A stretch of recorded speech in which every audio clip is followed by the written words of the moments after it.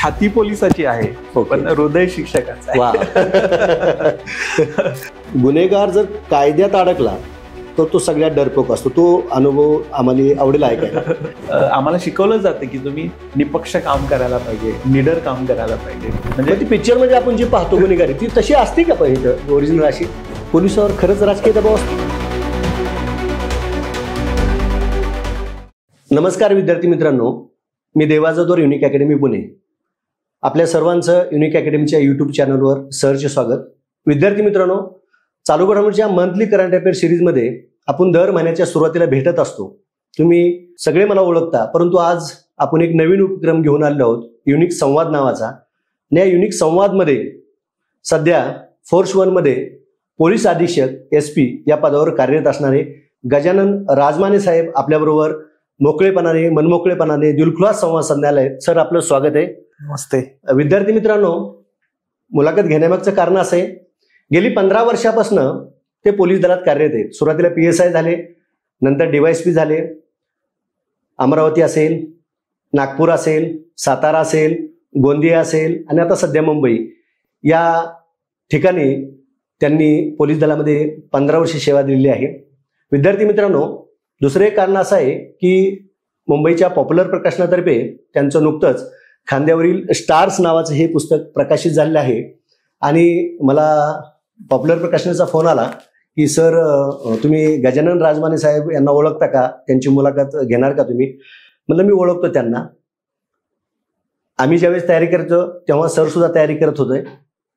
मग लागलीच त्यांना मी होकार दिला. त्यांनी मला पुस्तक पाठवून दिलं. मी ते एका बैठकीमध्ये पुस्तक वाचलं आणि या पुस्तकाचं मी वर्णन तुम्हाला असं सांगेल, कोरड्या डोळ्यांनी आणि कोरड्या हृदयाने हे पुस्तक वाचणं अशक्य आहे.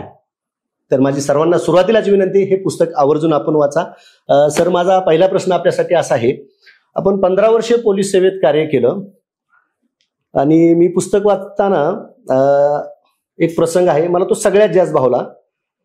तुम्ही ट्रेनिंगलाच असताना तुम्हाला गणपतीच्या बंदोबस्तासाठी जळगावला पाठवलं आणि जळगाव मुख्यालयात, पोलीस मुख्यालयात गेल्यावर पोलीस दलातला जो शेवटचा घटक असतो होमगार्ड, त्याला तुम्ही सॅल्यूट केला होता. हा काय प्रसंग आहे?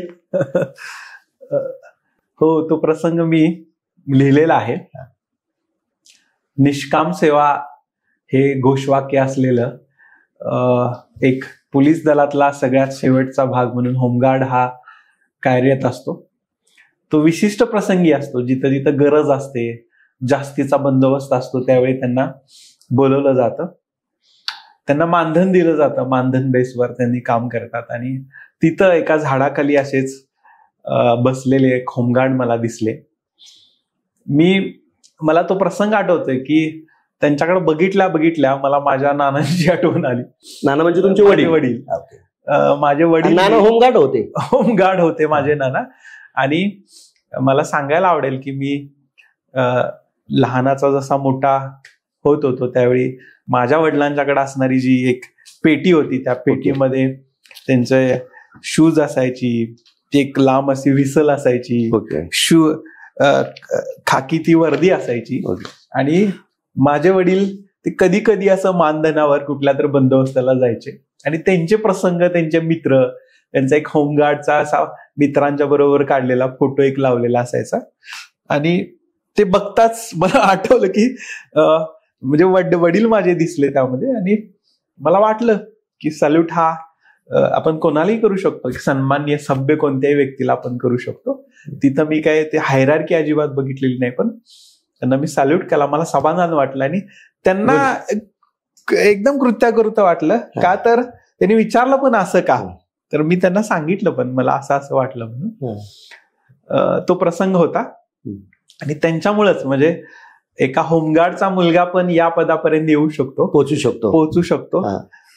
हे पण मला त्यातनं सांगायचं होतं. सर, दुसरं असं आहे की नानांचा टेलरिंगचा व्यवसाय होता. हो, वडिलांचा. आणि सुरुवातीला मी वाचताना मला असं जाणवलं, नाना व्यसनी होते. हो, दारू प्यायचे. हो. परंतु एक प्रसंग असा आहे की गावामध्ये नामदेव मुंडे नावाचे त्यांचे मित्र, सहकारी गावातले, त्यांना एक दिवशी म्हणले की तुम्ही वारीला चाला माझ्याबरोबर. ते वारीला गेले आणि त्यांच्या जीवनाचा कायापलट झाला. त्यानंतर त्यांनी बऱ्याच वाऱ्या केल्या, व्यसन सुटलं. याचा प्रभाव तुमच्या 15 वर्षाच्या सेवेमध्ये मला जाणवतोय. पुस्तक वाचताना किंवा मित्राकडून ऐकताना तुम्ही बऱ्याच पोलीस स्टेशनमध्ये व्यसनमुक्तीचं कार्य केलेलं आहे. त्याच्याबद्दल काय सांगता येईल? येस, ऍक्च्युली आपण एखाद्या व्यक्तीला आपण स्वीकारायचं कसं, म्हणजे संपूर्णपणे स्वीकारणं एखाद्या व्यक्तीला, आहे तसा त्याला आपलं मानणं, ऍक्सेप्टन्स ज्याला म्हणतो, की त्याला प्रेम म्हटलं जातं. मग ती मरकम मेजरचं काय उदाहरण आहे? मला ते म्हणजे मला असं वाटलं की नानाला नामदेव मुंडे भेटले आणि मरकमला गजानन राजमाने साहेब भेटले. मग मरकम मेजरचं काय उदाहरण आहे? हो, काय सांगता येईल त्याबद्दल? मला हे सांगावं लागेल की पहिल्यांदा मग आपण स्वीकारलं लोकांना, तर कसं स्वीकारायचं, तर त्याचं कारण शोधून काढायचं. म्हणजे हे व्यसन एखादा व्यक्ती करतो, सगळ्याला माहितीये, जगात सगळ्याला माहितीये व्यसन हे वाईट आहे, पण तो का करतो त्याच्या पाठीमागचं आपल्याला कारण माहिती असेल तर त्या व्यक्तीला आपलं मानून त्याच्यात परिवर्तन करता येऊ शकतं. माझे वडीलही सांगायचे की मला का व्यसन लागलं, त्याच्या पाठीमागचं पण ते कारण सांगायचं, अति कष्ट करायचे ते. अशी एक प्रसंग वेळ आली होती की आता माझे वडील राहतात का नाही असं झालं होतं. म्हणजे त्यांचे पूर्ण कातडी अशी दिसत होती. आणि त्यातनं मग एक असा देव माणूस येतो नामदेव मुंडे सारखा, आणि त्यांना सहज विचारतो तुम्ही येता का, आणि ते जातात. आणि ते पहिल्या ज्या 5 ज्या पंढरपूरच्या वारी आहेत, तर त्यांनी ते एवढं छानसं सांगतात वडील की कसं मला देवानं मदत केली. आणि ते तेवढ्या थांबले नाहीत की त्यांनी त्यांचं आयुष्य बदललं. आणि ते करत असताना गावामधली अशी काही लोक होती व्यसनाधीनतेमध्ये अडकलेली, तर 150-200 लोकांना त्यांनी थोड्या थोड्या दिवसानं घेऊन गेले तिथे पंढरपूरला. तिथे एक महाराज होते की जे ती तुळशीची माळ घालायची, तर त्यांच्यावर श्रद्धा ठेवून अनेक लोकांना व्यसनापासून मुक्त केलं. मला हे माहितीये लहानपणापासून की एखादा व्यक्ती जर व्यसनाधीनतेमध्ये असेल आणि तो घरी असेल तर कशी घरातली परिस्थिती असते, आणि तो एक इंटेलिजन्स ठेवून मला वाटतं की आपण जिथं काम करतो, ज्या ठिकाणी जातो, तर त्या लोकांना आपण या गोष्टीपासून अलिप्त राहण्याचा आपण प्रयत्न करायला पाहिजे. तर तो एक धागा त्यामध्ये तुम्हाला दिसतो. Okay sir. दुसरं असं आहे की मला आठवतंय 2006-07चा कालखंड असेल, तुम्ही तयारी करत होती MPSCची, आणि त्या दरम्यान एक थोडा वेळ मिळाल्यामुळं, परीक्षा झाल्यामुळं तुमचं MA इंग्लिश झालंय. आणि तुम्ही इंग्लिशचे क्लास चालू केले होते सदाशिव पेठेमध्ये. समजा जर तुम्ही DYSP PSI झाले नसते, तुम्ही इंग्लिशचे क्लास कंटिन्यू चालवले असते करिअर म्हणून? मी तुम्हाला सांगतो की माझी छाती पोलिसाची आहे, पण हृदय शिक्षकाचं आहे. मला शिक्षक बनणं आवडलंच असतं. मी सांगतो तुम्हाला की अजूनही मी ज्या ज्या ठिकाणी काम करतो तिथली प्रत्येक शाळा, प्रत्येक कॉलेज मी व्हिजिट केल्याशिवाय राहत नाही. प्रत्येक ठिकाणी जातो, मी संधी शोधतो की ती मुलांशी आपण कनेक्ट व्हायचं. कारण असं आहे की मी लहान असताना मी कॉलेजमध्ये होतो, मलाही वाटायचं की आपल्याकडे कोणतरी एखादा वर्दीधारी यावा, आपल्याला मोटिवेट करावा. तर मला जे वाटत होतं ते आपण करावं म्हणून मी सगळ्यांच्याकडे जातो. आणि बऱ्याच वेळा असे फोन येतात, सर आपण आमच्या कॉलेजमध्ये आला होता, सर आपण अमुक ठिकाणी लेक्चर घेतलं होतं आणि तिथून मी प्रेरणा घेतली आणि सर आज माझं सिलेक्शन झालं आहे, तुम्हाला फोन करू. विद्यार्थी मित्रांनो, गजानन राजमाने साहेबाबद्दल सांगायचं म्हणलं, जुन्या त्यांच्या अधिकारी मित्रांना, त्यांच्या मित्रांना माहिती आहे, परंतु आजची काय नवीन पिढी आहे, नवीन पिढीला जास्त माहीत नसेल. तुम्हाला विश्वास बसणार नाही, सदाशिव पेठेमध्ये त्यांनी अभ्यास करत असताना परिस्थिती त्यांची हालाकीची होती. त्यांच्या मित्रांनीच मला असं सांगितलं की एक वेळच्या डब्यात ते 2 वेळा जेवायचे. जो सकाळचा डबा आणलाय तो संध्याकाळी खायचे. या हालाकीच्या परिस्थितीमधनं ते अधिकारी झालेत, परंतु त्यांनी आता या 15 वर्षाच्या कालखंडामध्ये खूप चांगल्या प्रकारचे त्यांनी काम केलेलं आहे. आणि याचाच परिणाम म्हणजे त्यांनी काय केलेलं आहे की खांद्यावरचे स्टार्स नावाचे पुस्तक लिहिलेलं आहे. सर, मग तुम्हाला असं पुस्तक का लिहावं वाटलं? बघा की डॉक्टर बाबासाहेब आंबेडकर म्हणतात वाचाल तर वाचाल. मी पुस्तकामुळे घडलेलो आहे. मला सांगायला आवडेल सर, मी ज्यावेळी 12वी जस्ट झालो, 11वी 12वी सायन्स मधून मी केलं, त्यावेळी माझे एक शिक्षक होते की उन्हाळी वर्गामध्ये शेवटच्या क्लासमध्ये त्यांनी सांगितलं की हा टर्निंग पॉइंट आहे आणि तुम्हाला कदाचित वाटेल की मला ऍडमिशन मिळालं नाही, आता काय मेडिकलला मिळालं नाही, इंजिनिअरिंगला, तर ही मी लिस्ट तुम्हाला देत आहे पुस्तकांची, ही तुम्ही नक्की वाचा. ओके. आणि मी माझ्या ग्रॅज्युएशन मध्ये, नंतर मी शिफ्ट झालो BA ला, त्या ग्रॅज्युएशन मध्ये मी सगळी पुस्तकं वाचून काढली. पुस्तकाचा जो संस्कार आहे ना तो बसला माझ्यामध्ये. आणि मला कळालं की एखादं पुस्तक वाचणं हे किती महत्वाचं असतंय आणि त्या एखाद्या व्यक्तीच्या पूर्ण आयुष्याचा सार असतो तो. आणि त्यात बऱ्याच अशा गोष्टी असतात जी वैश्विक सत्य असतात, ती आपल्याला हिट करतात. आणि असंच आपलेही आता आयुष्यामध्ये बरेच प्रसंग आहेत ते यामध्ये मांडले, तुम्ही त्यामध्ये मांडलेले आहेत. त्याचा मुलांना फायदा व्हावा, वाचकांना फायदा व्हावा, अनुभवाचा फायदा व्हावा. मित्रांनो, जवळजवळ या पुस्तकामध्ये 21 लेख आहेत. 21 लेखाच्या माध्यमातून त्यांनी तुमच्या समोर संदेश दिलाय. आता जो आपला नवीन सिलेबस आहे डिस्क्रिप्टिव्हचा, ते देखील डिस्क्रिप्टिव्ह लिखाणात्मक परीक्षेतूनच अधिकारी झाले. नंतर मधल्या कालखंडात ऑब्जेक्टिव्ह होतं, आता आपली नव्यानंच डिस्क्रिप्टिव्ह परीक्षा होणारच आहेत.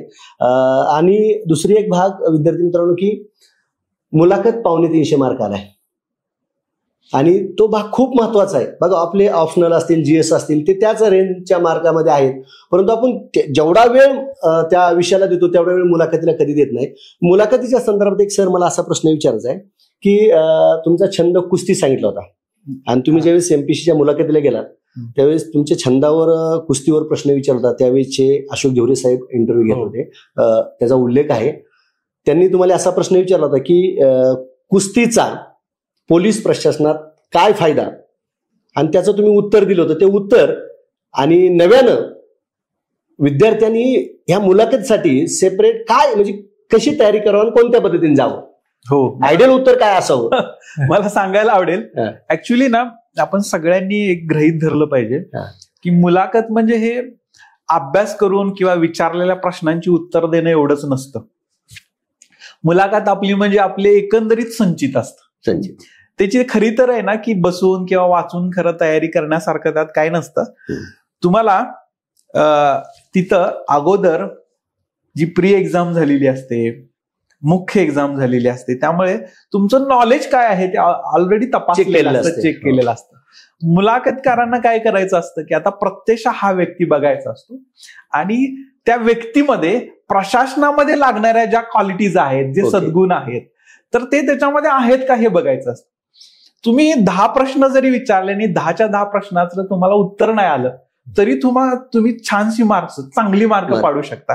कारण का, ते उत्तर जे आहे ते तुम्ही कशा पद्धतीनं देताय, प्रामाणिक राहून देताय का. एखादं तुम्हाला वाटतंय की माझा छंद आहे क्रिकेट आणि जसं आता आपली चर्चा झाली आणि त्या स्टंप मधलं अंतर विचारलं, भले त्या स्टंप मधलं अंतर सांगावं हे तुमच्याकडून अपेक्षित नाहीये, पण तुम्ही प्रामाणिकपणे त्या प्रश्नाला फेस करताय आहे का. यस, मला माहिती असायला पाहिजे होतं ह्या प्रश्नाचं उत्तर, पण मी एवढ्या डिटेलमध्ये गेलो नाही, मला माफ करा, वगैरे वगैरे असं. आणि तुमची नजर कशी आहे, मग तुम्ही ते घाबरताय का, डोळ्यात डोळे घालून त्यांच्याशी तुम्ही बोलू शकताय का, हे ते संचित ते बघत असतात. आणि प्रशासकीय सेवेसाठी तुम्ही लायक आहात का, त्याच्यावर तुमची मार्क ठरतात. अशोक धिवरे सर की ज्यांचं खूप महाराष्ट्रामध्ये एक नाव आहे. खूप छान. तुम्ही काय उत्तर दिलं तुम्हाला विचारलं त्या प्रश्नाचं उत्तर असं होतं की माझ्या डॉक्युमेंट्समध्ये कुस्ती हा छंद माझा होता, माझे काही सर्टिफिकेट्स पण होते. तर त्यांनी म्हटले कुस्ती या खेळ प्रकाराचा तुम्हाला पोलिसिंगमध्ये काय उपयोग होईल. माझं DYSP ला पहिलं प्रेफरन्स होतं. तर त्यावेळी मी उत्तर असं दिलं होतं की कुस्तीमध्ये क्षणाचाही विलंब न लावता अनेक तत्परतेनं अनेक डाव मारायला लागतात, डाव आखावे लागतात, डाव मारावे लागतात. आणि मग पोलिसांना साठी सुद्धा असे अनेक प्रसंग येतात की क्षणाचाही विलंब न करता निर्णय क्षमता वापरावी लागतात, डाव मारावे लागतात. ते जे उत्तर दिलं तुम्ही ते 15 वर्षाचा अनुभव आला कुठं तत्परतेचा. येस, अनेक वेळा एखादा प्रसंग सांगता येईल, निर्णय क्षमतेचा कस आपल्याला एखादा प्रसंग एक जस्ट मी नागपूरमध्ये DCP क्राईम म्हणून काम करत होतो. एका बंधक सिच्युएशन सुरू एक होती, एका क्रिमिनलनं 6 महिलांना, जे 4 महिला आणि 2 मुलं होती, अशा 6 जणांना बंद केलेलं होतं. अशा वेळी की तिथं निर्णय क्षमतेचा खूप कस लागला. यावेळी काय करायचं, आपण आत घुसायचं का, आपण मग कुठल्या प्रकारची ऍक्शन घ्यायची, ती कशी कायदेशीर होईल, आणि ते खूप बघायची संख्या एवढी वाढत होती, 1000, 2000, 4000, आणि ते घरामध्ये तो प्रसंग चालू होता. आणि खूप चांगल्या पद्धतीनं माझ्या टीमसह ते प्रकरण हँडल केलं आम्ही. मालेगावमध्ये अनेक वेळा प्रसंग आलेले आहेत की तिथं तुम्हाला माहितीये की सुपारीच्या खांड का दिलं नाही म्हणून पण काही दंगली झालेली. तर तिथल्या जे वेगवेगळे प्रसंग आहेत ते पण मी काही वर्णन केलेले आहेत पुस्तकामध्ये. तर त्याचा नक्की आपल्याला वाचतो. सर, कुस्तीचा विषय निघलाय, तर माझा एक असा जनरल प्रश्न असा आहे, तुमच्या फिटनेसचं रहस्य काय? एवढं वर्ष पोलीस काम करून सुद्धा. येस, आपली ना आयुष्यामध्ये ना वेगवेगळ्या प्रायोरिटी असतात, म्हणजे प्रत्येकाची प्राथमिकता असते. त्यामध्ये मी, माझे काही मित्र आहेत की आम्ही ठरवून, म्हणजे आपली पहिली प्राथमिकता काय असायला पाहिजे, तर आपलं मन फ्रेश पाहिजे, माझं मन चांगलं पाहिजे, आणि सेकंड प्रायोरिटी आपली बॉडी असली पाहिजे, म्हणजे बॉडी चांगली असली पाहिजे. ते दोघं एकमेकाशी काय करतात तर मग कॉम्प्लिमेंटरी असतात. आणि मग ठरवलेलं आहे की युनिफॉर्म मध्ये आपल्याला कधी मोठा किंवा जो अकॅडमीतला युनिफॉर्म आहे तो आपल्याला कायम बसावा, आपलं शारीरिक जे आपण मोठे होऊ नयेत. आणि मग पोलिसांसाठी जे लागतं, एक प्रोफेशनल पोलीस म्हणून त्यांची ती तब्येत असायला लागते, तशी आपली असली पाहिजे. लोक फॉलो करतील आपल्याला, आपल्यासारखे राहतील, शरीर संपत्ती चांगली ठेवतील, त्या पाठीमागचं ते उद्दिष्ट आहे. त्यामुळं रेग्युलर काही ना काही ऍक्टिव्हिटी करत असतो. दुसरं असं सर, तुम्ही गोंदियामध्ये नक्षलग्रस्त भागात सुद्धा खूप चांगलं काम केलंय. मला पुस्तक वाचताना ते जाणवलं. त्याच्यामध्ये एक नक्षलवादी दलेर नावाचा त्यांनी आत्मसमर्पण केलं होतं, आणि तुम्ही असे हेडिंग दिले त्या पुस्तकामध्ये, क्षमा की शिक्षा, आणि तुमच्या घरची पार्श्वभूमी आध्यात्मिक. अशा वेळेस निर्णय घेताना जड जात. आता पोलिसिंग मध्ये स्पिरिच्युअलिटी किंवा सगळ्यांनाच, मग आपण ते आता आपण कम्युनिटी पोलिसिंगकडे आलो, सोशल पोलिसिंगकडे आलो. मला तर वाटतं आता आपण स्पिरिच्युअल पोलिसिंग पण करावं. म्हणजे स्पिरिच्युअल पोलिसिंग म्हणजे काय की एखाद्या व्यक्तीचा इमोशनल इंटेलिजन्स आपला स्वतःचा, त्याच्या मनामध्ये जाऊन आपण जर पोलिसिंग केलं तर अजून सोपं होतं. ऍक्च्युली आम्हाला तसं म्हटलं तर की ह्या ज्या निर्णय घेताना ना की कायदा बघावा लागतो, कायदा काय म्हणतो, लॉ काय म्हणतो, रूल्स काय आहेत, नियम काय आहेत, GR काय आहेत. मग निर्णय घेताना कायदा कधी आडवा येतो? अजिबात नाही कधी येत. म्हणजे घ्यायचे निर्णय सगळे कायदेशीर आहेत. त्यामध्ये मग आपण आपली सत्सविवेक बुद्धी जागृत ठेवली, आणि मग चांगलं इंटेन्शन आपलं आहे आणि लोकांचं भलं होत आहे, तर अशा प्रकारचे निर्णय अनेक आहेत, ते तुम्हाला जाणवतील त्यात. दुसरं असं की मालेगावमध्ये सरांनी काम करत असताना त्या ठिकाणी रॉबरीचा गुन्हे असणारा फरार जो आरोपी भवानी दादा, तर याच्यामध्ये पण सुधारणा केली. त्याला बोलवून घेतलं, त्याची संवाद साधला, त्याला ती लाईन सोडायला लावली, आणि तो खूप चांगला सुधारणा त्याच्यामध्ये झाली. आणि सरांनी त्याला हातगाडी पण घेऊन दिली होती. तो त्याच्यावर फळं भाजीपाला विकायचा. सर, गुन्हेगार खरंच सुधारतो? येस. मानवी वृत्ती जी आहे ना ती बघा, ती कोणाला तर फॉलो करत असते, कोणाला तर मानत असते, त्याचा कोणतर आयडियल असा असतो.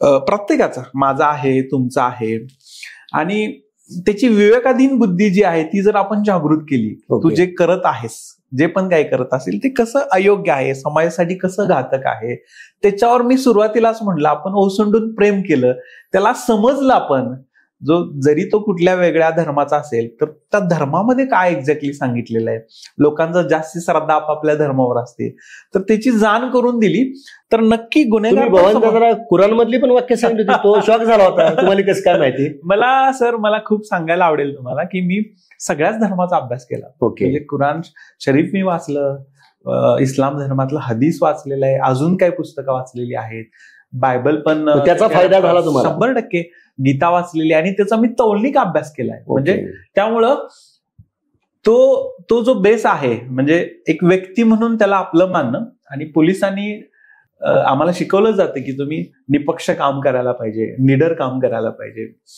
तर ते करता यावं, किंवा आमच्याकडून ती शपथ ही तशी घेतली जाते, आणि त्याच्या आपण पायी खायला पाहिजे. तर तो तसा प्रसंग आहे, आणि सुंदर आहे. म्हणजे माझ्याही डोळ्यामध्ये बऱ्याच वेळा तो प्रसंग मी वाचतो. मी अनेक वेळा माझंच पुस्तक वाचलेलं आहे, ते ती फुलराणी सारखं झालं की आपण, ते सुंदर झालेलं आहे. आणि एखाद्याच्या आयुष्यामध्ये त्याचं पूर्णच लाईफ चेंज करणं हे किती आनंददायी असतं की त्याचा तो भेटला पण नंतर तुम्हाला. हो. आणि नंतर तो माझ्यावर व्हिडिओवर बोललेला आहे. मी ज्यावेळी नागपूरवर गेलो व्हॉट्सअप कॉल वगैरे करायचा. पण सांगतो तुम्हाला की हे माझं एकट्याचं यश नाहीये. म्हणजे आम्ही हे जे करत होतो ते सगळं मिळून सगळे टीम करायचे. आणि आजूबाजूला असणारी सगळी जी माझे ऑफिसर्स होते किंवा अंमलदार होते किंवा आहेत ते बेस्टच आहेत, असतातच बेस्ट. त्यांच्यातलं तो कॉपरेशनचा हा गुण आहे ना, त्याला फ्लोरिश करून आम्ही हे सगळं केलं. सर दुसरं असं, मालेगावमध्ये जातीय दंगली बऱ्याच वेळेस होतात. हो. तुम्ही असताना त्या ठिकाणी काही महोत्सव पण भरवले. हो. हॉलिवूड टॉलिवूड सारखे मॉलिवूड नावाचं उत्सव. आणि तिथलं जातीय सोलेच्या संदर्भातलं एक मी उदाहरण वाचले किंवा ऐकण्यात आले माझं, की क्रिकेटच्या मॅच खेळताना बऱ्याच वेळेस भांडणं व्हायची आणि पोलीस स्टेशनला यायची मुलं. मग तुम्ही असं एका संघात 5 मुस्लिम 5 हिंदू हे जे काही वेगवेगळे प्रयोग केले त्याचा खरंच फायदा झाला? नक्की. ऍक्च्युली एक ईदगाह मैदान म्हणून आहे. तिथं पोलीस ग्राउंड पण आहे, ईदगाह मैदान पण आहे आणि कॉलेज आहे MSG. असं तिन्हीचं मिळून ते मोठं ग्राउंड आहे. तिथं नेहमी शुक्रवारी जुमा असतो त्यावेळी सुट्टी असते किंवा इतर शनिवारी रविवारी असे क्रिकेट चालायचे. क्रिकेट सुरू असताना हिंदू मुलांची अशी टीम वेगळी असायची, मुस्लिम मुलांची टीम वेगळी असायची आणि एवढी गर्दी असायची तिथं की कसे खेळतात हेच मला आश्चर्य वाटायचं की किती स्टंप्स, किती बॉल, किती बॅट. आणि बराच वेळा असं व्हायचं की एकमेकांचं काहीतर भांडण व्हायचं बॉलवरून वगैरे जे. आणि मग डोकी पण फुटलेली आहेत, बॅट मारला डोक्यामध्ये. आणि मग ते खूप सेन्सिटिव्ह व्हायचं ते. नंतर आम्ही गेल्यानंतर तिथं मग असं ठरवलं की आपण याचा एक सिनॅरिओ आपण बदलून बघूया. आणि आम्ही प्रत्येक पोलीस स्टेशन वाईज ना अशा 16 टीम तयार केल्या. त्या टीम मध्ये काय केलं की 5 हिंदू 5 मुस्लिम चांगले खेळणारे. आणि जसं छावणी पोलीस स्टेशन होतं तर त्याला आम्ही छावणी छावा असं नाव दिलं त्या टीम. IPL सारखी नाव दिली. आणि त्यात तुमचे पोलीस 5 मुस्लिम 5 हिंदू आणि पोलीस एक असायचा जो आमचा अंमलदार जे होता जवान, तो कॅप्टन आम्ही म्हणून ठेवायचो. बघा आश्चर्य असं होतं की अगोदर पण मॅचेस चालायच्या. त्याच्या माझ्या फोटो पण खूप सुंदर फोटो आहेत की त्यावेळेचे. तर आता पण मॅचेस खेळत होते त्यावेळी काय व्हायचं की एकाच बाजूनं टाळ्या वाजायच्या. काही वेळी ते मॅचेस हिंदू मुस्लिम अशा वेगवेगळ्या टीम पण असायच्या तिथं. आणि आता काय व्हायला लागलं, 4 मारला तरी हिंदू मुस्लिम एकत्र टाळ्या वाजवतात, आउट झाला तरी एकत्र टाळ्या वाजवून तो जो कम्युनल हार्मोनीचा जो प्रयोग होता तो एकदम यशस्वी झाला. सर गोंदियामध्ये परत मालेगावमध्ये बऱ्याच गुन्हेगारामध्ये सुधारणा झाल्या.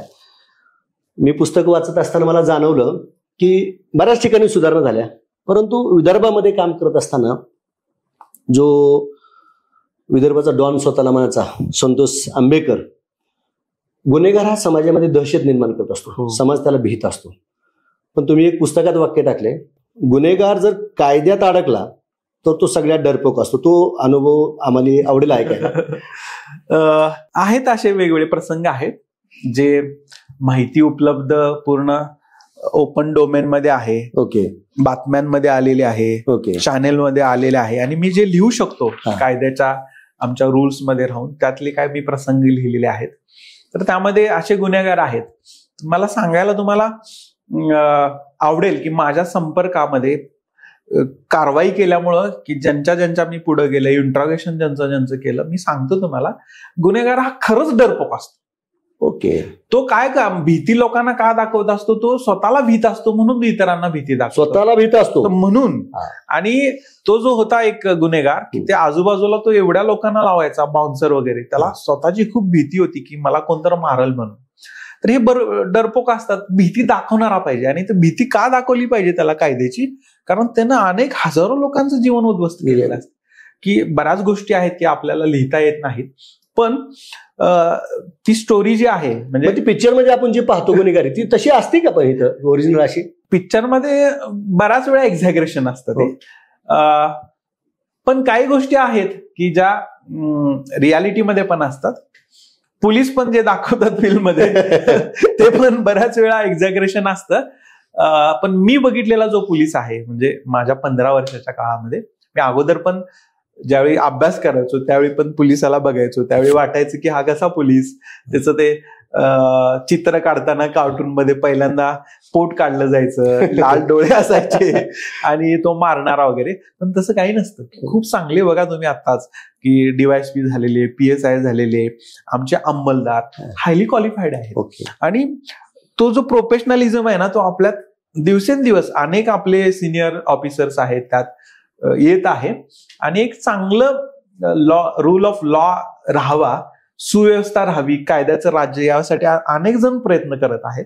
आणि तो जो तुम्ही म्हणताय तसा तो बघून बघून आपल्या डोक्यामध्ये तसं झालेला आहे. पण म्हणूनच माझंच ते उद्दिष्ट आहे. तुम्हाला ह्यात बरेच जाणवतील असे माझे अंमलदार आहेत ज्यांची मी अनेकांची नावं टाकली आहेत की त्यांनी कसं आपल्यातून काम केलेलं आहे.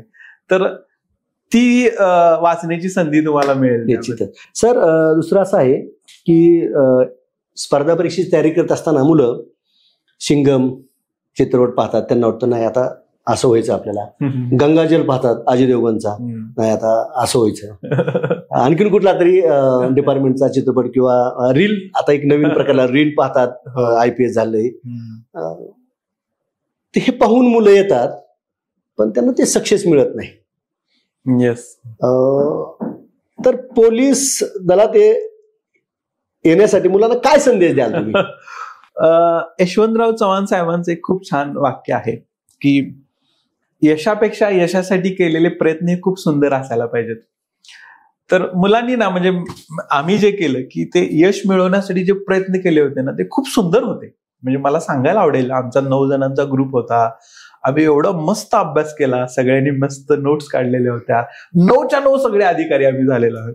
आणि ते प्रयत्न होते ना की सतत आठवत राहतात. किती आपण एक मिनिट मी सांगेल की सर PSI ला ट्रेनिंगला होते तेव्हा सर तुमचा DYSPचा रिझल्ट आला होता. हो हो हो हो. तर ते किती सुंदर होतं. आता तुम्ही जे म्हटला की रिअल लाईफ जे आहे ते वेगळं आहे. रीलचं लाईफ आहे ते वेगळं आहे. रिअल लाईफ मध्ये ना, प्रशासनामध्ये आल्यामध्ये पण भरपूर काही चॅलेंजेस आहेत.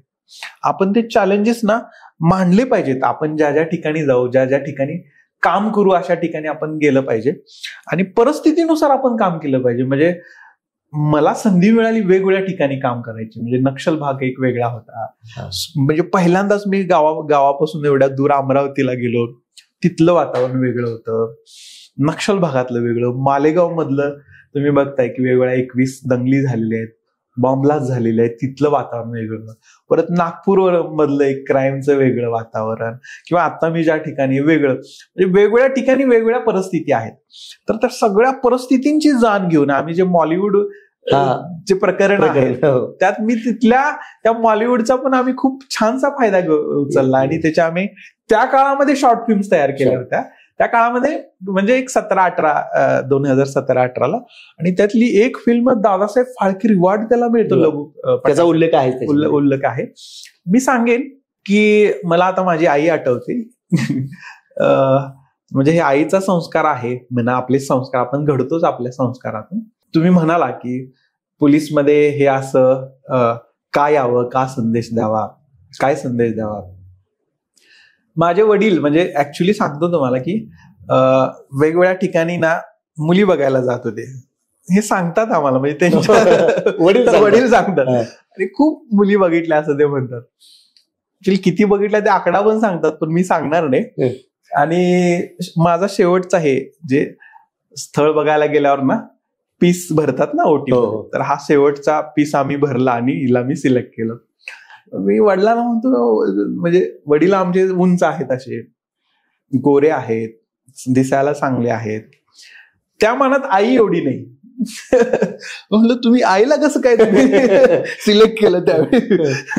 मग वडील माझे सांगतात की त्यावेळी मग काय झालं की ते स्थळ बघत असताना अलीकड पण चालतं की ते प्रश्न आपण विचारतो.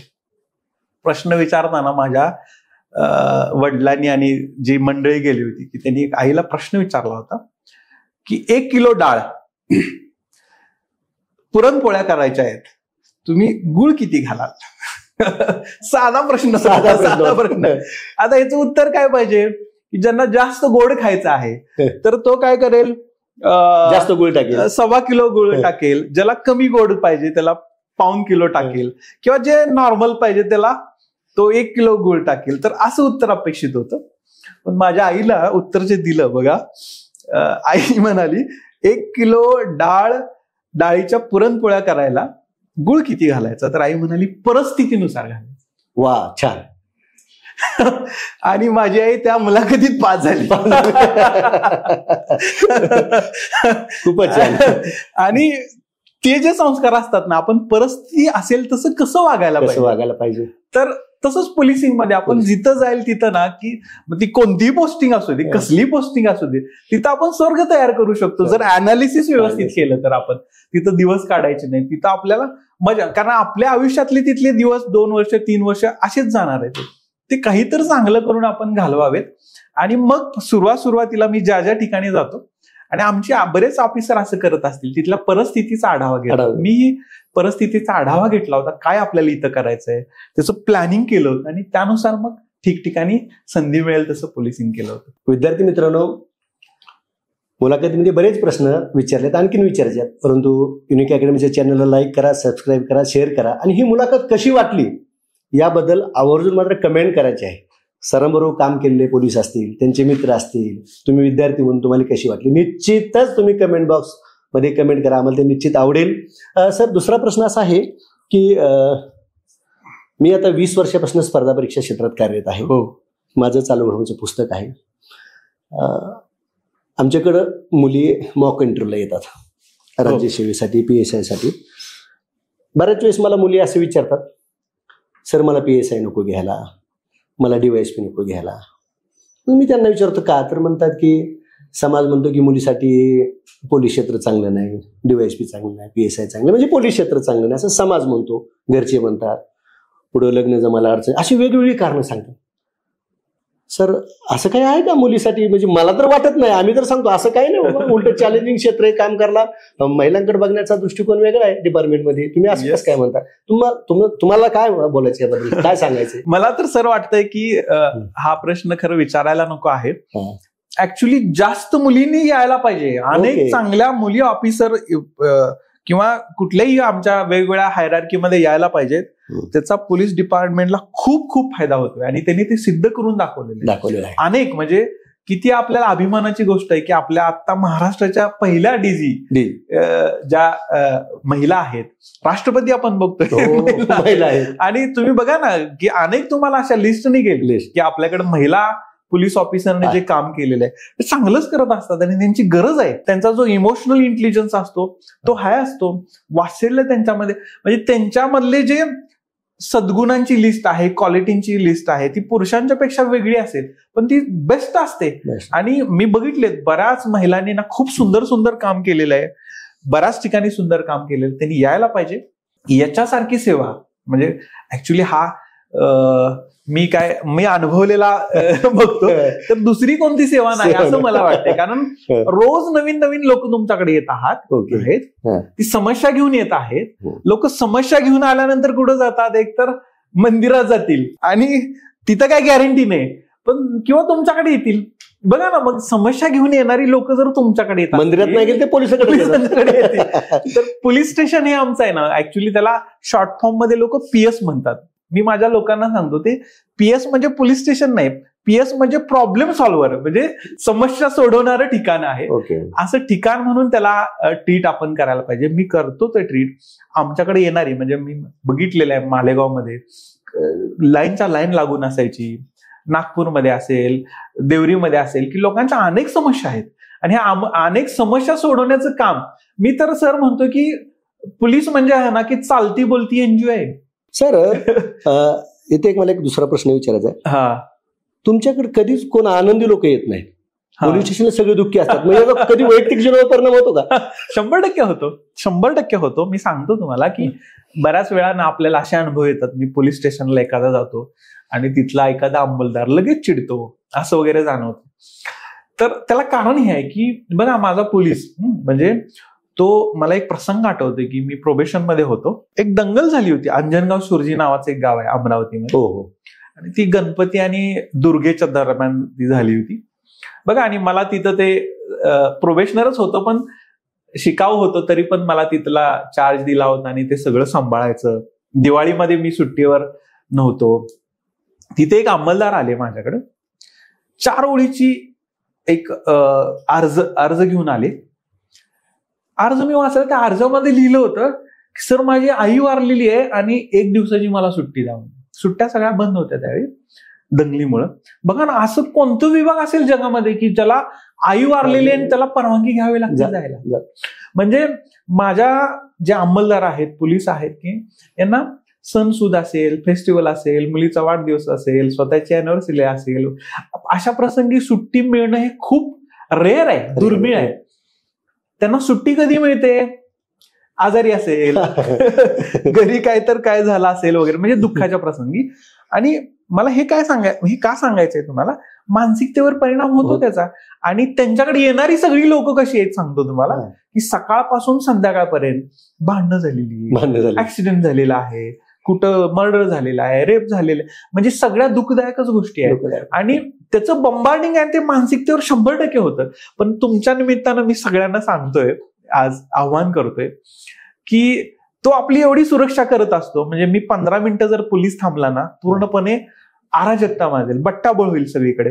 तर तो आपल्यासाठी एवढं करत असतो. कधी तर त्यांनी जावं, कधी तर 26 जानेवारीला जावं, 15 ऑगस्टला जावं, एखादं फूल घेऊन जावं, एखादं ग्रीटिंग घेऊन जावं, त्याचे धन्यवाद मानावे. रक्षाबंधनला जावं, राखी बांधायला, तो घरी गेलेला नसतो, तर त्याच्या चेहऱ्यावर तुम्हाला हास्य दिसेल. म्हणजे तो तसा पोलीस आहे ना, तुम्हाला भावनिक पोलीस पण तुम्हाला बघायला मिळेल. सर, एक माझा वेगळा प्रश्न असा आहे, तुम्ही साताऱ्यामध्ये पण तुमची सेवा झालेली आहे, पोलिसावर खरंच राजकीय दबाव असतो? बघा, आपण आता प्रशासकीय सेवा म्हटलं म्हणजे कुठलंही प्रशासन असतं, तर ते जे गव्हर्नमेंट आहे, ज्याचंही कुठलंही असेल, तर त्या गव्हर्नमेंटच्या ज्या पॉलिसीज असतात ते राबवत असतं, जे रूल्स बनलेले आहेत. पण बेसिक लॉ आहे तो सगळ्यांसाठी सेम असतो, ते लावणं अपेक्षित असतं. मला काय म्हणायचं आहे की मला असा अनुभव आलेला आहे स्वतःला, की एक लोकप्रतिनिधी म्हणून आहे ना, की आपल्याला मदत करावी आपल्या नेत्यांनी म्हणून त्यांच्याकडे जात असतात. तो आपला कॉन्शियस डिसिजन असला पाहिजे की त्यांनी आपल्याला समजा एखादी गोष्ट सांगू शकतात आणि ती जर हजारो जणांच्या अहिताची असेल तर ती केली नाही पाहिजे. पण त्यातून हित घडणार असेल त्या प्रत्येक, आणि ते कायदेशीर असेल, कायद्यानं धरून असेल, तर करायला पाहिजे. आणि मी त्याचं काही उदाहरणं पण त्यात दिलेली आहेत. आणि बरेच असे आहेत की जे नेते आहेत किंवा पदाधिकारी आहेत, लोकसेवक आहेत, त्यांना कधी वाटत नाही, म्हणजे ते कोणाला तुम्हाला असं एखाद्या अवैध गोष्टीला सपोर्ट करा असं कधीच, माझ्या तर बाबतीत कधीच झालेलं नाही. आणि दुसरं काय की उलट आपल्याकडे येणारी जी लोक आहेत ना, डायरेक्ट आली आणि त्यांची कामं होत असेल ना, ते त्यांनाही आवडतं, त्यांचाही वेळ वाटतो आणि ती लोकांना स्वतःहून सांगतात तुम्ही त्यांच्याकडे जावा, काम होईल. त्यामुळं दबाव असतो न असतो हा प्रश्न म्हणजे ह्या अँगलला आपल्याला त्याच्याकडे बघता येईल. ओके. आणि शेवटी काय आहे की दबाव घेतला तर तुम्हाला कधी असं जाणवलं 15 वर्षाच्या सेवेमध्ये की दबाव आणला जातोय वगैरे? काय? अजिबात नाही, अजिबात नाही. म्हणजे सर, असं आहे, सर्वसामान्य लोकांमध्ये पोलीस प्रश्नाकडे बघण्याचा जो दृष्टिकोन आहे सध्या नकारात्मक आहे. या 1-2 वर्षामध्ये बऱ्याच अशा प्रकरणे घडलेली आहेत. परंतु मी तुमचं खांद्यावरचे स्टार्स नावाचं पुस्तक वाचताना मला असं जाणवलं तुम्ही बरेच पॉझिटिव्ह कामं केलेली आहेत. तर पोलीस आणि पब्लिक याच्यामध्ये दुरावा आहे. पोलीस आणि पब्लिक मधला दुरावा कमी होण्यासाठी आपण काय केले किंवा भविष्यात आणखी काय करणं पोलीस प्रशासन गरजेचं आहे, मला उत्तर अपेक्षित आहे आपल्याला. खरं तर नाही ना की गव्हर्नमेंटनंच म्हणजे कम्युनिटी पोलिसिंग नावाचं एक ना छानसं एक सर्क्युलर काढलेलं आहे की आपण कसं लोकांच्या मध्ये जाऊन पोलिसिंग करू शकतो. तुम्ही त्यात खूप छान छानशी अशी उदाहरणं पण आहेत की आपण लोकांच्या मध्ये गेल्यामुळं की किती बेस्ट पोलिसिंग करू शकतो. अनेक अशी उदाहरणं आहेत. जीवन उत्सव म्हणून एक प्रकरण आहे, त्यात खूप हे सगळीच अशी मी म्हणता येईल. तर लोकांचा सहभाग हा पाहिजेच, नुसता पोलिसिंग मध्येच नाही, प्रशासनाच्या कुठल्याही योजनेमध्ये ना लोकांचा सहभाग पाहिजे. सहभाग असेल तर ती योजना ना यशस्वी होऊन जाते. आणि मग आमची लोक आहेत म्हणजे पोलीस मधले जे पण वरिष्ठ पातळीवरचे युनिट कमांडर आहेत, हे सतत प्रयत्न करत असतात. पण शेवटी बऱ्याच जणांचा काय तर बॅकग्राऊंड असतं, एज्युकेशन असतं, त्यांचे तयार झालेले संस्कार असतात. मग प्रत्येकाच्या कायद्याला धरून जे एखादा जास्तीचा करतो, एखादा कमीचा करतो, पण ते होत आहे, सतत होत आहे. त्यामुळे सांगतो की आपल्याला आपला रिस्पॉन्स टाइम असेल की तो एवढा कमी होतो लोकांच्यामुळं, एखाद्या घटनेला जाऊन तिथं थांबण्याचा. बघा ना, अशा बऱ्याच घटना आपल्या महाराष्ट्रात बघितल्या की तुम्ही एक खूप कमी वेळात तिथं पोलीस पोहोचते. ह्याला कारण मिळलं पब्लिक आहे, लोक आहेत, लोक संपर्कात असतात सतत, तर त्याचा नक्कीच फायदा होतो. आणि ते डेडिकेशन करायला पाहिजे सगळ्यांनी, असं माझं. सगळ्यांनी हा शब्द महत्वाचा आहे. दुसरं सर, तुम्ही आता 15 वर्ष सेवा केली, तुमची आवडीची पोस्टिंग कुठली? मला हे तसं ना डिस्क्रिमिनेट असं करता येणार नाही, पण सांगतो मी, एखादा क्षण असेल ना बाबा हे लक्षातच राहिलं, जसं तेंडुलकरला विचारलं शतक अनेक केलं पण हे शतक वेगळे बाबा माझं.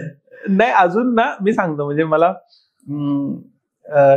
देवरीतून मी ज्यावेळी मला सगळ्यांनी रेल्वे स्टेशनवर आले होते, म्हणजे मला वाईटच वाटलं होतं. म्हणजे मला नक्षल भागातून परत यावं असं कोणाला कधी सगळ्यांना वाटतं की आपण लवकर परत जावं, पण मला वाटलं नव्हतं की आपल्याला अजून थांबावं. माझी बदली होऊन पण मला 2-3 महिने तिथं थांबवलेलं होतं. म्हणजे जून मधली बदली झाली ती ऑगस्ट पर्यंत थांबलो. सेम मालेगाव विषयी झाले, तर एवढं लोकांनी प्रेम केलं होतं. ते आता मी सगळं सांगणं म्हणजे ते लेंदी होईल आणि ते माझं प्रौढी करतोय असं पण होईल. असं पण तिथंही तसं, इव्हन नागपूर मधला प्रसंग असेल, सातारमध्ये फक्त 4 महिने होतं, पण तिथं पण खूप प्रेम केलं लोकांनी. बघा, आपण जिथं जिथं जातो तर चांगलं पोस्टिंग कशाला म्हणायचं, आपण लोकांसाठी काहीतरी करू शकलो का, देऊ शकलो का, त्याच्या बदल्यामध्ये आपल्याला अनकंडिशनल प्रेम आहे आणि दुआ आशीर्वाद मिळत आहेत का. आणि ते जर ओसंडून वाहत असेल तर कुठलंही ठिकाण असेल की ते सुंदरच असतं. आणि जिथं आता मी आहे तिथं पण मला छानच वाटतंय, म्हणजे चांगलंच वाटतंय. आणि तिथं काहीतरी वेगळंच काहीतरी मलाही स्वतःला आणि माझ्याबरोबर माझे जे सहकारी त्या सगळ्यांना पण शिकायला मिळत आहे. मला तो एखादं शहराचं नाव सांगून ना दुसऱ्या शहराला करायचं. सरांच्या बाबतीत असं म्हटलं जातं, सरांची एखाद्या ठिकाणून बदली झाली तर लोक रडतात, हळहळ व्यक्त करतात, परंतु जे गुन्हेगार असतात ते फटाके फोडतात. याच्यावरून तुम्हाला अंदाज येईल की त्यांचं काम किती चांगलं आहे. सर, पोस्टिंगचं मी ठिकाण विचारलं पण तुम्ही सगळेच सांगितले, पण भविष्यात कुठे काम करायला आवडेल आपल्याला? असं कोणता विभाग आहे की त्याच्यामध्ये तुम्हाला वाटतंय की आपण तिथे गेलो आणखीन असं काही आहे का? तसं मी असं पब्लिकली सांगणं तसा विचारही केलेला नाही तसा. पण मी सांगतो की गव्हर्नमेंटचे जे मॅन्डेट असतात जिथेही आपण जाऊ तिथं आपल्याला म्हणजे अगदी डिवोशननं तिथं आपण काम करू कुठल्याही ह्याच्यामध्ये. कारण बरीच लोक आपल्या महाराष्ट्रातली IPS झालेली आहेत, IS झालेली आहेत, तिकडे अरुणाचल प्रदेशमध्ये जाऊन, जम्मू काश्मीरमध्ये टोकाटोकाला जाऊन कामं करतात. आपल्याला तर महाराष्ट्राच्या कुठल्याही कानाकोपऱ्यात कुठेही जाऊन काम करायचं आहे, त्यापेक्षाच तर लांब नाही. आणि स्पिरिच्युअल थोडं बॅकग्राऊंड आपण ना कुठल्याही ठिकाणी बसून, मग तो पुण्यात असू दे किंवा मग गोंदियात असू दे, आपण कॉस्मिक एनर्जीशी सगळीकडून एका तेवढ्याच अंतरावरून कनेक्ट होऊ शकतो. त्यामुळे असं काही नाही. सर, दुसरं असं आहे, तुम्ही नाशिकच्या ट्रेनिंग सेंटरला होते. आम्हाला तुमच्या मित्राकडून असं कळालंय की तिथं पनिशमेंट सर्वात जास्त मिळाले तुम्ही स्टुडंट होते, त्याच्याबद्दल काय सांगा? आणि दुसरा तो मित्र असं विनोदाने म्हणला की सर जेवढे सात्विक दिसतात आध्यात्मिक आहेत ते त्याच्यापेक्षा जास्त खोडकर आहेत म्हणले. त्याच्याबद्दल काय अनुभव? सांगतो तुम्हाला की खोडकर म्हणण्यापेक्षा आपल्यातलं बालक आहे ना तो कायम जागृत ठेवणार. तुम्ही जल्लोष केला DYSP झाले सगळे. येस, तो कोण मित्र असेल मी तेही सांगू शकतो तुम्हाला. बापू तो आपल्यातला जो बालक आहे ना, तर तुम्ही जर जागृत कायम ठेवला ना तुम्ही आनंदी राहता, म्हणजे कायम आनंदी राहता. तुम्ही तुमची पोस्ट वाढत आहे, तुम्ही जुने होत आहात, म्हणून जर तुम्ही गंभीर होत गेला तर त्या जगण्याला काय अर्थ आहे? तुम्ही मित्रामध्ये मित्रासारखंच राहायला पाहिजे, मुलांच्या मध्ये मुलांसारखं राहिलं पाहिजे, आई वडिलांच्या सारखं त्यांना तो बालकच वाटला पाहिजे. पण ज्यावेळी गरज आहे मालिक बनायची त्यावेळी तुम्ही मग ती एकदा वर्दी चढवली का मग तुम्ही मग सिंह असला पाहिजे, वाघ असला पाहिजे. आणि जे हरामजादे आहेत, बदमाश आहेत, की त्यांना आपण त्यांची जागा कायद्यानं दाखवली गेली पाहिजे, असा आपला विषय पाहिजे. सर, तुम्ही खूप छान मुलाखत दिली, त्याबद्दल युनिक अकॅडमी आपलं आभारी आहे. शेवटचा एक प्रश्न आहे, आजच्या तरुणांना, जी भरकटलेली तरुणाई महाराष्ट्रामध्ये, जी रीलमध्ये अडकलेली, जी सोशल मीडियामध्ये अडकली त्यांना काय संदेश द्याल? तो संदेश तुमचा मोलाचा असेल. सर मी भरकटलेली अजिबात म्हणणार नाही, सांगतो की आपण आहे ना, मी भरकटलेली यासाठी म्हटले सर, एक मिनिट, मी बघतोय मुलं सध्या मोबाईल घेतात, तासोन तास रील बघ, त्याच्यामुळे मी हा शब्द वापरला. येस, मी त्याच्यावरच मी छानस थोडा वेळ घेईन. 100% बोला सर. तर माझे वडील जे पेहराव घालायचे मी तो घालत नाही. आता माझ्या पुढची पिढी आहे ती पेहराव घालणार नाही. सेम असं काळाच्या बाबतीत असं आहे. आपल्या वेळी आम्ही अभ्यास करायचो, हे नव्हतं ऑनलाईन काय की त्या क्लासमध्ये जावं लागायचं, ग्रुप डिस्कशन करा. आता ते तसं नाही, म्हणजे बदल होतोय. मी तर म्हणतो ना की हे जे सोशल मीडिया आहे किंवा मोबाईल आहे ना, ह्याच्यासारखं बेस्ट काहीच नाही आता जगामध्ये. एक कॉस्मिक प्रज्ञा जी आहे ती तुम्हाला त्या एका क्लिकवर मिळत आहे. जगातला कुठलाही प्रश्न काहीही लगेच सॉल्व्ह होतंय. आम्हाला तासन तास लायब्ररीमध्ये जाऊन ते पुस्तक चाळा, ते बघा, असं करावं लागतं. आता तसं नाही करावं लागत. आणि बघा ना की आता आपण बोलतोय, तुमचं म्हणणं वापरलं पाहिजे मुलांनी, 100% वापरलं पाहिजे. म्हणजे त्याच्याबद्दल पण तुम्ही जो सांगता ना की तो जो अतिरेक आहे, म्हणजे खाण्याचाही अतिरेक, चहाचाही अतिरेक किंवा कुठल्याही गोष्टीचा अतिरेक असतो, तो आपल्याला विनाशाकडे नेतो. तसं जर होत असेल तासन तास, जर मग तो त्यातच गुरफटलेला असेल तर ते अयोग्य आहे. ते का अयोग्य आहे मी तुम्हाला न्यूरोबायोलॉजिकल सांगतो. आपल्या ना विचारशक्ती आहे एक, ज्याला आपण मन म्हणतो ना, ते सतत विचार करत असतं, कंटिन्युअस विचार करत असतं आणि ते ऑटोमॅटिक विचार करत असतं. ऑटोमॅटिक मध्ये पण एक कारण आहेत वेगवेगळी, मी ती कारण आता सांगणार नाही तुम्हाला, ते 5 गोष्टी आहेत. पण सतत आणि ऑटोमॅटिक विचार करणारं मन आहे की त्याला एक रिदम असतो. तर रिदम मध्ये त्याने विचार करावा. जसा हार्टला एक रिदम आहे, ठक ठक 72च वाजायला पाहिजे. ते जास्तीचे झाले तर बिघड आहे किंवा कमी झालं तरी बरोबर ऍथलेटिक आहे का वगैरे असं म्हणतात आपल्याला. तर त्या विचारांचा जो रिदम आहे ना, तो रिदम चुकतोय आपला. कशामुळं की तुम्ही त्या रीलमध्ये काय करत आहात, रिदम सोडून आपला जातो. आपण कधी अमेरिकेत आहे, ट्रम्पला बघतोय, कधी अरुणाचलमध्ये जातोय, आसाममध्ये कधी जातोय, केरळात, कधी पुण्यात येतोय, कधी मुंबईला, कधी दिल्लीला, कधी गावात, कधी काय आणि कधी काय. तर तो जो विचार आहे आणि वेगळे विषय आहेत ना, त्या विषयांना आपण भरकटले जातोय. त्यामुळे काय होतंय की मेंदूला जी सवय आहे रेग्युलर, मेंदूला काय सवय असते, तुम्ही ज्यावेळी 8 तास झोपता त्या झोपेमध्ये की दिवसभर 16 तासामध्ये तुम्ही काय केलेलं आहे, काय वाचन केलेलं आहे, काय बघितलेलं आहे, कुठल्या स्मृती तुम्हाला विसरायच्या आहेत. मला काल जेवलेलं मला विसरायचं असतं, ते काय लक्षात ठेवून काय गरज नाही. तर त्या कोणत्या गोष्टी विसरायच्या, कोणत्या थोड्या काळासाठी लक्षात ठेवायचा, हिप्पोकॅम्पसमध्ये ते काम चालतं. आणि जे प्रमस्तिष्क आहे आपण म्हणतो, चेतनेपर्यंत जे घेऊन जाणाऱ्या लास्ट लॉंग टिकणाऱ्या ज्या मेमरीज आहेत, स्मृती आहेत, त्याचं सिग्रिगेशन होतं. ते कुठपर्यंत ठेवावं ते होत नाही, कारण मेंदूला तेवढा वेळच मिळत नाही की आपण एवढं सगळं जे ज्ञानाचा साठा त्यात टाकतोय आपण, ते जमतच नाही त्याला. तर त्यामुळे काय होतं की मानसिकतेवर परिणाम होतो, चिडचिड वाढते त्याची, शारीरिक पण परिणाम होतोय. तो जास्त लगेच तो टेम्परामेंट बिघडते, लगेच क्रोध येतोय त्याला.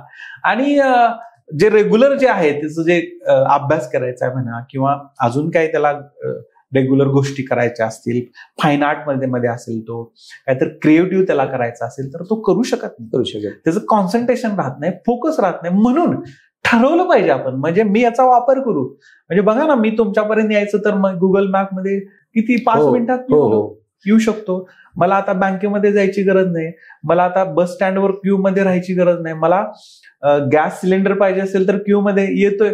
किती तर चांगल्या गोष्टी झाल्या, आणि एवढ्या सगळ्या लोकसंख्येला सांभाळण्यासाठी त्या उपयोगाच्याच आहेत. त्यामुळे ते चांगलंच आहे. फक्त त्याच्याकडे आपण कुठल्या दृष्टीनं बघायचं, कसं त्याचा वापर करायचा, तो आपण अतिरेक टाळायचा करायला पाहिजे. आणि त्यामुळं आयुष्य समृद्ध बनणारच आहे. सर, आपण आलात त्याबद्दल तुमचे धन्यवाद. सोशल मीडियाबाबतचं सरांचं आपण मत ऐकलंच आहे. विद्यार्थी मित्रांनो, पुन्हा एकदा तुम्हाला मी विनंती करतो, मी जसं सुरुवातीलाच म्हणलं, कोरड्या डोळ्यांनी आणि कोरड्या हृदयाने खांद्यावरचे स्टार्स हे पुस्तक वाचणं आवश्यक आहे. निश्चितच आपण हे पुस्तक वाचाल. पुस्तक वाचल्यानंतर युट्यूबच्या कमेंट बॉक्समध्ये आपण कमेंट कराल. आपल्याला हा व्हिडिओ कसा वाटला त्याबद्दल ही निश्चित कमेंट बॉक्समध्ये कमेंट कराल. अशी मी आशा बाळगतो आणि सरांचे आभार मानतो, त्यांनी आम्हाला वेळ दिला. धन्यवाद सर. धन्यवाद. जय हिंद.